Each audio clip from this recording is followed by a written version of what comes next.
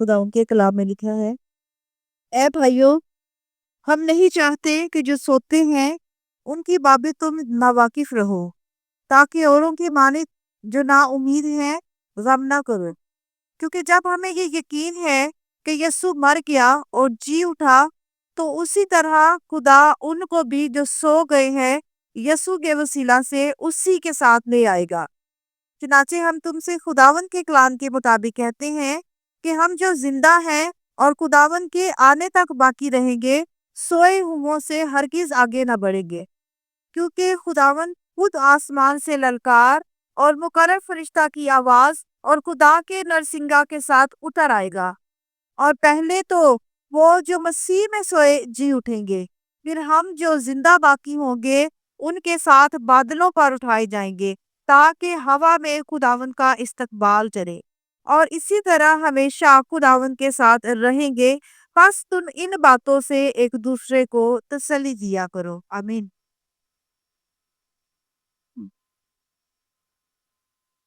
खुदा के लोगों को, जैसा कि आपने सुना है, और ये कलाम जो है हम जिंदों के लिए है, जो हम बाकी हैं। क्या है? पहली बात तो ये है कि एक ईमानदार जब इस दुनिया से राहलत कर जाता है, तो उसके लिए बड़ा ही खूबसूरत टाइटल है, और वो क्या है? आपसे जो मसीह में सोई है। हमारा भाई सो गया है। ये टाइटल है एक ईमानदार के लिए, और गैर ईमानदार इसे क्या कहते हैं? मर गया है। लेकिन हम क्या कहते हैं? सो गया है। और सो गया है तो जो सोता है उसने एक दिन फिर उठना जरूर है। और फिर आगे मिसाल क्या दी गई है? मेरे और आपके जिंदा मसीहा की, जो हमारी पहचान है। हम यीशु मसीह के नाम से जाने और पहचाने जाते हैं। ये बड़ी ही खुशी की बात है। और उनके बारे में क्या लिखा गया है? कि मसीह जो मर गया और जी उठा।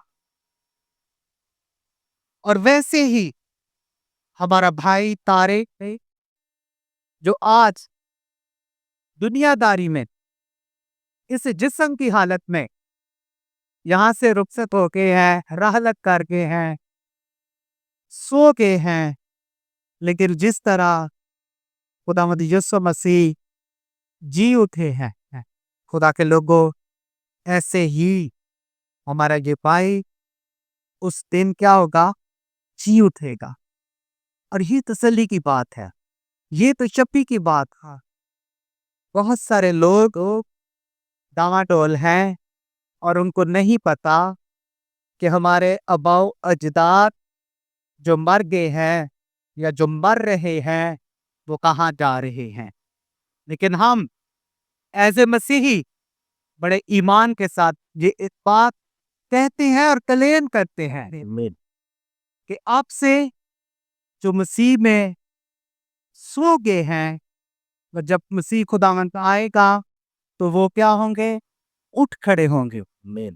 और दूसरी बात जो हमारे लिए है, जो हम जिंदा हैं, हम बड़े गमगीन हैं, परेशान हैं, और ये अनपान के जज्बात है, और इससे शायद हमारा कंट्रोल नहीं होता। लेकिन जब अब यीशु मसीह को कबूल कर लेते हैं, उसको अपना शख्सी निजात खुदा मान लेते हैं, और जब हमारी उसके साथ रफाकत बन जाती है, दोस्ती बन जाती है, तो फिर ये लम्हात हम बड़े होते रंजीता हैं जिस्मानी तौर पर। लेकिन खुदा का पाक रूह हमें जीतकी में भी शादमानी, तकवीयत, कुव्वत, ताकत दिए रखता है। और ये बड़े ही दुख के लम्हात ईमानदार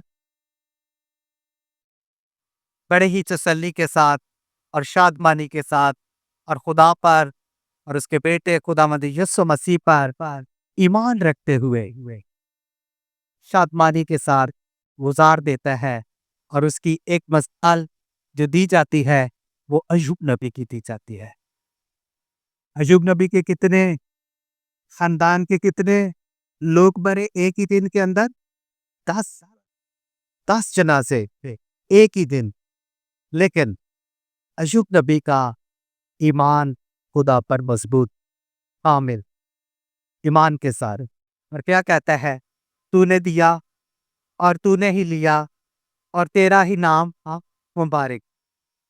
तो वो खुदा की इलाही तशक्ति, इलाही इत्मीनान जो अय्यूब नबी पर था, हमारी प्यारी बहन उस्मा पर, भाई आरब पर और भाई तारक के साथ जुड़े उन तमाम रिश्तों पर आपसे लेकर हमेशा तक बना रहे, ताकि ये अय्यूब नबी की तरह कह सकें कि तूने दिया और तूने ही लिया और तेरा ही नाम मुबारक है।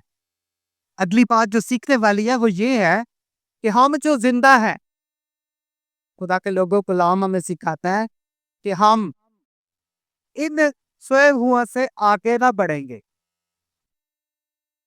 पहले ये होंगे और उसके बाद अगर आज रात या अभी खुदावंद यीशु मसीह आ जाए तो पहले ये सोए हुए आगे होंगे और हम जिंदा इनके पीछे होंगे और अपने मसीहा का क्या करेंगे? हवा में इस्तकबाल करेंगे।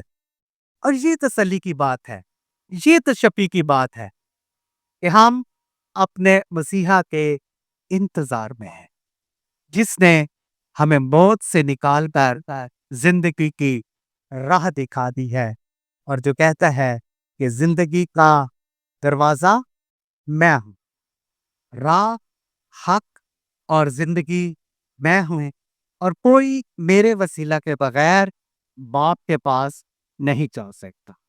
भाई तारिक की जिंदगी पूरी हो गई है, लेकिन हम अभी जिंदा हैं। और मेरी गुजारिश है आप सच से कि अगर आप में से कोई यीशु मसीह के बगैर है तो अभी आपके पास वक्त है यीशु मसीह को कबूल करने का, यीशु मसीह को अपनाने का, यीशु मसीह के साथ जिंदगी गुजारने का, ताकि हम हवा में उड़कर उसका इस्तकबाल कर सकें। खुदा इस कलाम के वसीला से हम सबों को और इस गमज़दा खानदान को तसल्ली, तशफ़ी और इत्मीनान से भरे। खुदावंद यीशु मसीह नासरी के नाम, आमीन।